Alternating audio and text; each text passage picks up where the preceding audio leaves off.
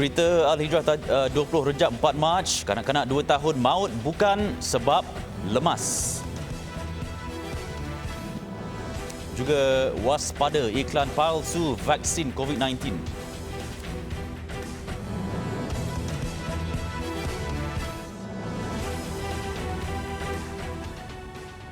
Bismillahirrahmanirrahim. Assalamualaikum warahmatullahi wabarakatuh. Berita Al-Hijrah malam ini bersama saya Ardihan Wan Marzi.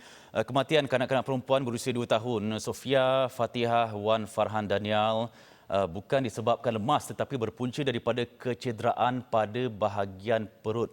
Ketua Polis Daerah Barat Daya, Superintendent A. Anbalagan berkata, keputusan berdasarkan yang dijalankan oleh pakar perubatan forensik Hospital Pulau Pinang HPP mendapati berlaku kebocoran pada organ perut. Keadaan itu menyebabkan berlakunya pendarahan dan pembekuan sistem darah dalam tubuh mangsa.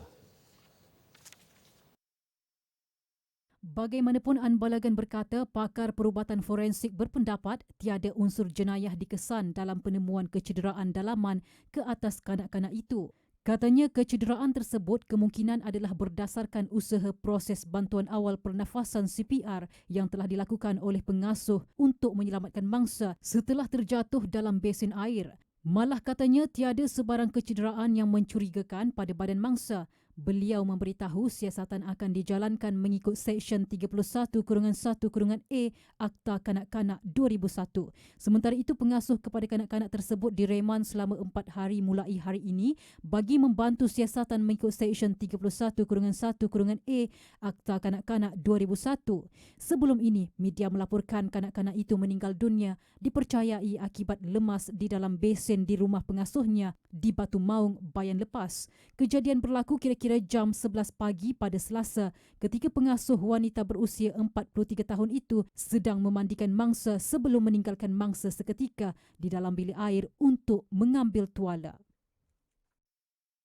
Jabatan Agama Islam Selangor JAIS menahan 4 orang yang disyaki terbabit dalam ajaran meragukan selain menyita beberapa bahan bukti dari premis dan individu terlibat. Dengan tertangkapnya 4 suspek ini, JAIS dijangka dapat menyelesaikan kes melibatkan perbuatan beberapa individu di negeri Selangor yang disyaki menyanggahi ketetapan hukum syarak atau fatwa, penghinaan kepada Al-Quran dan Al-Hadis serta mempersenda, menghina atau menyebabkan agama Islam dipandang hina.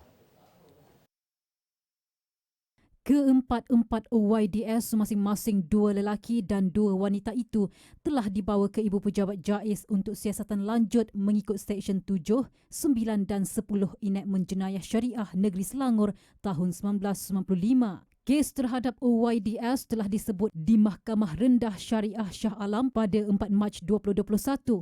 Mahkamah telah menetapkan jaminan bagi seorang tertuduh lelaki adalah dengan seorang penjamin dalam kalangan penjawat awam grade 41 dan RM1,000. Pasport antarabangsa diserah kepada mahkamah dan tertuduh perlu melaporkan diri di Pejabat Agama Islam Daerah Gombak 2 minggu sekali. Manakala bagi 2 orang tertuduh wanita, mahkamah telah menetapkan jaminan bagi setiap tertuduh iaitu seorang penjamin dalam kalangan penjawat awam grade 48 dan RM3,000. Pasport antarabangsa diserah kepada mahkamah dan perlu melaporkan diri di Pejabat Agama Islam Daerah Gombak 2 minggu sekali. Seorang lagi suspek lelaki telah dilepaskan dengan bon jamin penguatkuasa manakala sebutan semula kes telah ditetapkan oleh mahkamah pada 28 Julai 2021 di Mahkamah Rendah Syariah Shah Alam. Polis Diraja Malaysia PDRM menerima 2 laporan polis berhubung penipuan jual beli COVID-19, vaksin COVID-19 secara atas talian membabitkan kerugian hampir RM300,000. Pengarah Jabatan Siasatan Jenayah Komersial JSJK Bukit Aman, Datuk Zainuddin Yaakob berkata pihaknya sedang memantau perkara itu walaupun pengendali perkhidmatan jualan terbabit menafikan wujud iklan sedemikian. Bagaimanapun, beliau tidak menolak kemungkinan wujud iklan palsu penjualan vaksin COVID-19 pada masa akan datang. Beliau dalam kenyataan menegaskan pemberian vaksin COVID-19 dilaksanakan secara percuma dan sebarang tawaran penjualan vaksin itu oleh mana-mana pihak adalah tindakan tidak bertanggungjawab dan berkemungkinan satu penipuan. Datuk Zainuddin berkata pihaknya sentiasa komited melaksanakan pemantauan secara berterusan bagi mengesan dan membantras mana-mana pihak yang cuba mengiklankan penjualan vaksin secara dalam talian. Dalam pada itu, Ketua Pengarah Kesihatan Tan Sri Dr. Nur Hisham Abdullah menasihati orang ramai agar tidak terpedaya dengan iklan penjualan vaksin Pfizer-BioNTech secara dalam talian. Katanya siasatan bahagian penguatkuasaan farmasi mendapati iklan tersebut adalah palsu. Jadi kita memantau menggunakan kerjasama dengan Interpol melihat kepada vaksin-vaksin atas talian dan juga kita dimaklumkan banyak vaksin tiruan telah ada di pasaran. Justru beliau menasihati orang ramai agar hanya mendapatkan vaksin daripada KKM dan sumber yang telah dikenal pasti oleh kerajaan termasuk hospital swasta. Beliau berkata demikian dalam sidang media Kementerian Kesihatan hari ini. Baik, selepas lebih setahun negara berdepan COVID-19, penemuan kepada vaksinnya hasil kajian dari syarikat farmaseutical luar negara seakan memberi harapan bahawa kita akan menang dalam perjuangan menentang wabak maut itu. Dan ketika negara bertungkus lumus dalam menjayakan program imunisasi COVID-19 kebangsaan, timbul pula keraguan terhadap keberkesanan vaksin dari pengeluaran syarikat berbeza sehingga menimbulkan perspektif negatif. Namun, menurut Timbalan Pengarah Klinikal Surgical Pusat Perubatan Universiti Malaya PPUM, Profesor Dr. Muhammad Zulkifli Abu Bakar, orang ramai tidak perlu bimbang dan menganggap ada sifat pilih kasih kerana vaksin yang bakal diterima akan dipastikan berkesan dan selamat. Pada saya, masyarakat tidak perlu terlampau tertumpu ataupun sangat teliti vaksin apa yang perlu diambil. Kerana ketahuilah, semua vaksin dalam pasaran sekarang ke-5 dan mereka ini telah terbukti berkesan dan selamat untuk diberi oleh semua masyarakat dunia. Kena ingat, kerajaan telah menghabiskan berapa banyak wang untuk memastikan vaksin yang dibeli ataupun diambil daripada luar ini adalah selamat dan berkesan menghasilkan antibodi, dan seharusnya kesemuanya ini akan memberi kesan kepada kita untuk melawan jangkitan virus COVID-19. Tambahnya, masyarakat tidak perlu risau kerana setiap vaksin yang diambil kerajaan telah menjalani pelbagai ujian teliti menerusi bahagian kawal selia farmasi negara MPRA. Selain telah disepakati hukumnya adalah harus. Perspektif negatif timbul sebelum ini dengan dakwaan bahawa hanya vaksin Pfizer-BioNTech yang berkualiti dan diberikan kepada golongan kenamaan, sedangkan vaksin lain juga turut menjalani prosedur sama, malah tiada kompromi berkaitan keselamatan rakyat. Malaysia memperoleh 66.7 juta dos vaksin COVID-19 daripada 5 pengeluar, antaranya Pfizer-BioNTech, AstraZeneca, Sinovac, CanSino Bio dan Sputnik V. Dan setakat hari ini, hampir 2 juta penduduk di Malaysia telah mendaftar untuk vaksinasi di aplikasi MySejahtera.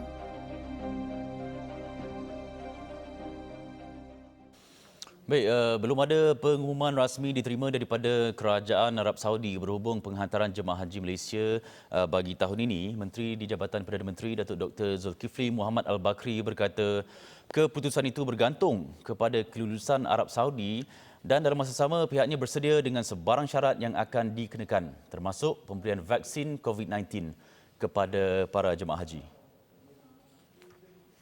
Kebarangkalian yang tinggi berkenaan dengan vaksin perlu diambil itu, kalau kita lihat kenyataan-kenyataan itu sudah ada. Tetapi sebagai sebuah kerajaan, kita hendak terima satu keputusan rasmi. Saya dengan Menteri Hajinya hantar surat apa syarat-syarat, kita akan patuhi dan kita bersedia. Tapi bagi pihak kita, kita tidak ada masalah. Kita akan bincang dan runding dengan KKM, dengan MOSTI, macam mana kalau ada syarat-syarat yang telah ditetapkan. Tambahnya, keputusan itu bukan sahaja melibatkan Malaysia, bahkan umat Islam di seluruh dunia.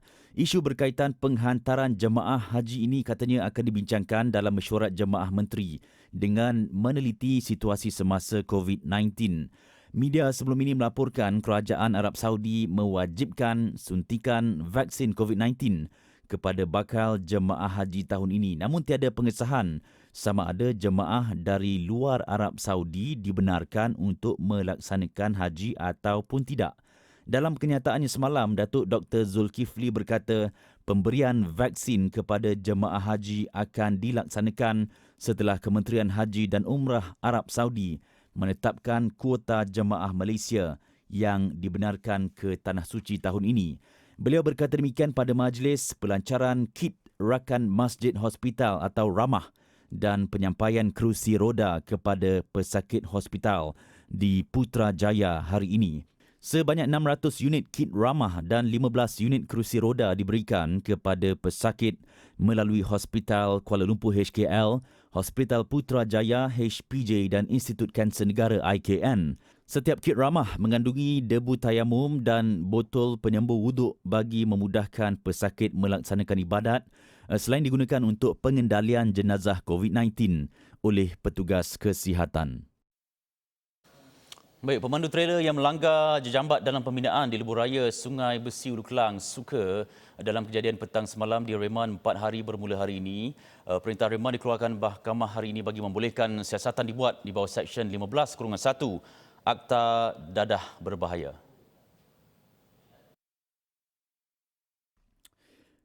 Terdahulu, Ketua Jabatan Siasatan dan Penguatkuasaan Trafik JSPT Kuala Lumpur, Assistant Commissioner Zulkifli Yahya berkata suspek berusia 40 tahun didapati positif metamfetamin hasil ujian saringan air kencing di Ibu Pejabat Polis Daerah Dangwangi.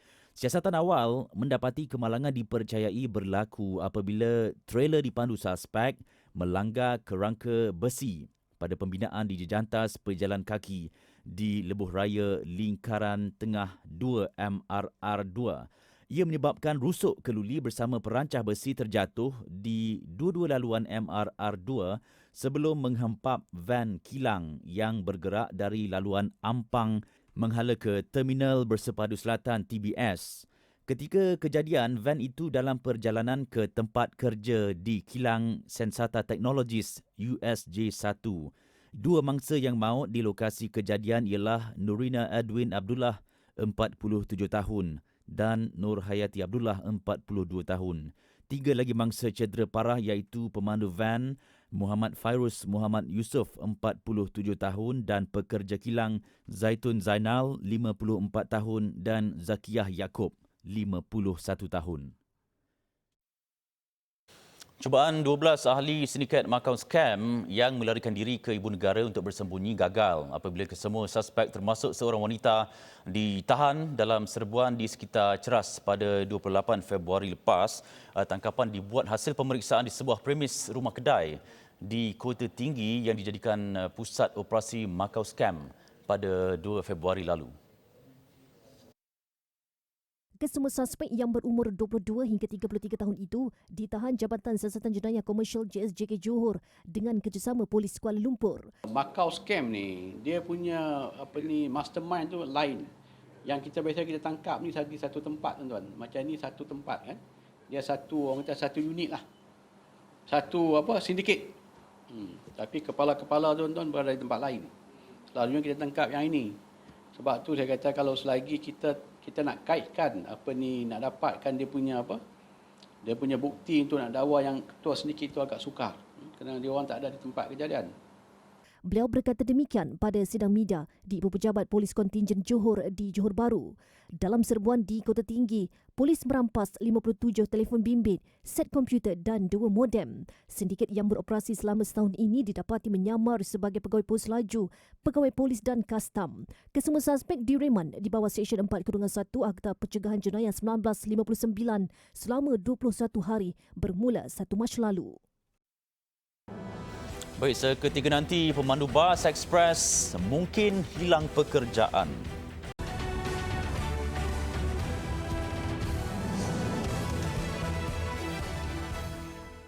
Baik, masih bersama Berita Al-Hijrah. Lebih 2,000 pemandu bas ekspres di Kelantan berdepan risiko kehilangan pekerjaan sekiranya larangan rentas negeri diteruskan hingga hujung tahun. Bahkan setakat hari ini pun sudah ada pengusaha bas di negeri itu terpaksa memberhentikan operasi kerana tidak mampu menanggung kos operasi termasuk gaji pekerja ekoran pandemik COVID-19.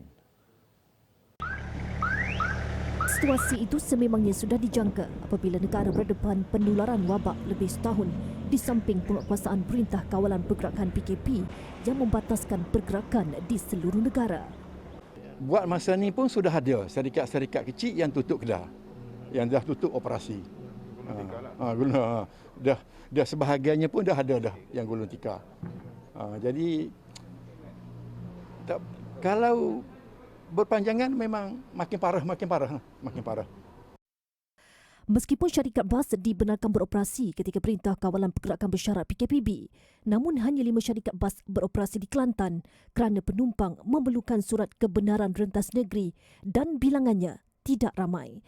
Sementara itu bagi pemandu bas Mazlan Taib, beliau terpaksa mengambil upah menori getah bagi menyara kehidupannya sekeluarga memandangkan hanya 15 daripada 80 buah bas milik syarikat tempatnya bekerja yang beroperasi. Dah masa COVID tahun lepas lagi, orang ada orang tak kerja. Siapa lah ni? Jadi yang sendiri pun serupa juga. Jadi duduk lah ni, kerja-kerja kapur kita lah. Nak agak wah sini pun, orang saya kat pun. Macam tu lah. Jadi minta-minta lah kita doa belakang COVID-19 ni kita cepat-cepat hilang lah, pulih. Bagi Wan Zapri Wan Sulaiman pula, inisiatif pengeluaran kumpulan wang simpanan pekerja KWSP Aiksinar sedikit sebanyak mengurangkan keresahannya yang kini hilang sumber pendapatan. Nasib baiklah dapat KWSP baru ni kan. Aiksinar tu bolehlah cover sikit. Lagi sampai bila kita nak tahan dengan guna duit macam gitu kan. Ini sekolah belum buka lagi. Bila dah sekolah dah buka lagi nak pakai duit. Itulah masalah kita, kesan sangat dah.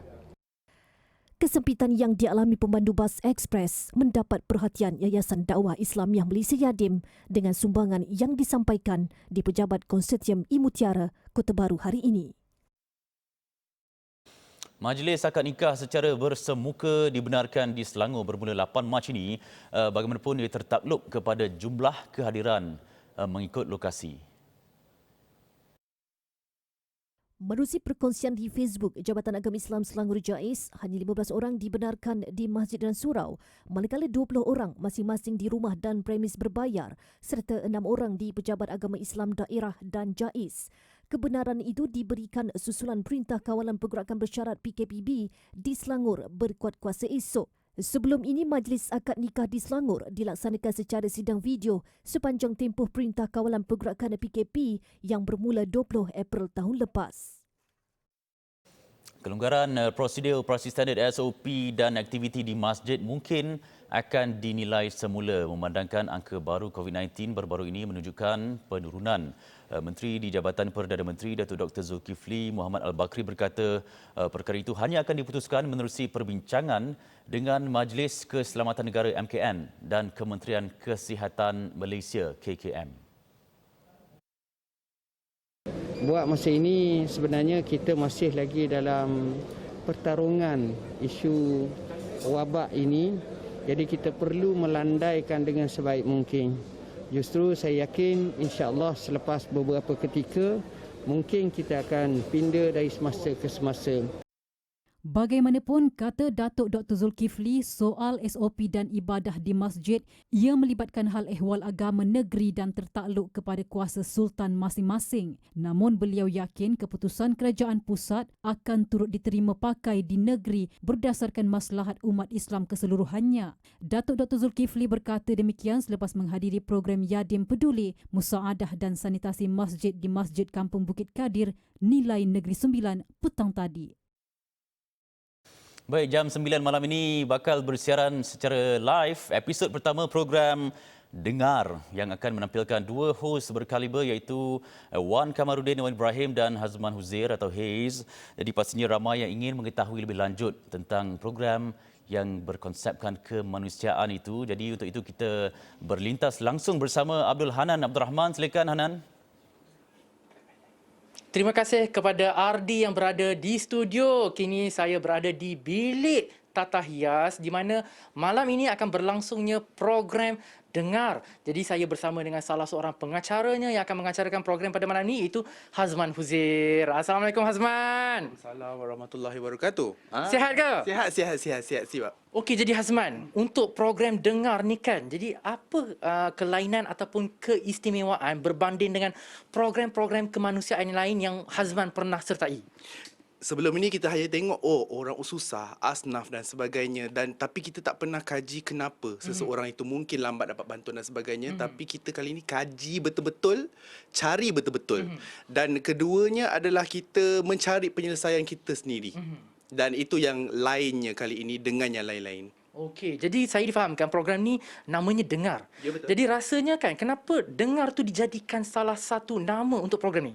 Jarang sekali kita dengar tapi menghayati. Kami dengar, menghayati dan mencari penyelesaian pada masa yang sama. Itu yang paling utama sebenarnya. Jadi setakat ini untuk Haze kan, Haze rasa sejauh mana impak program Dengar ni?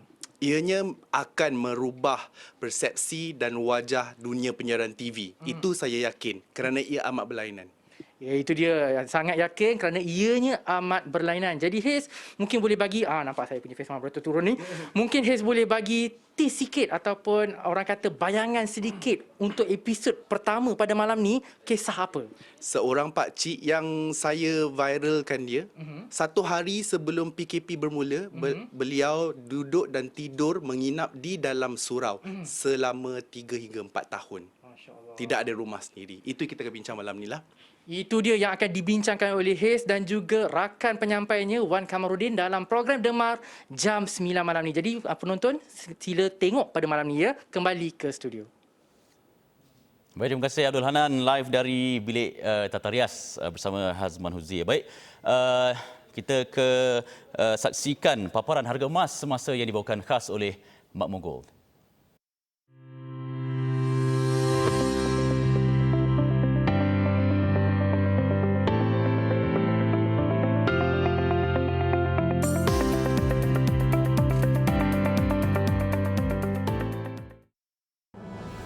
Seketika nanti, bas terjunam gaung 21 nyawa melayang.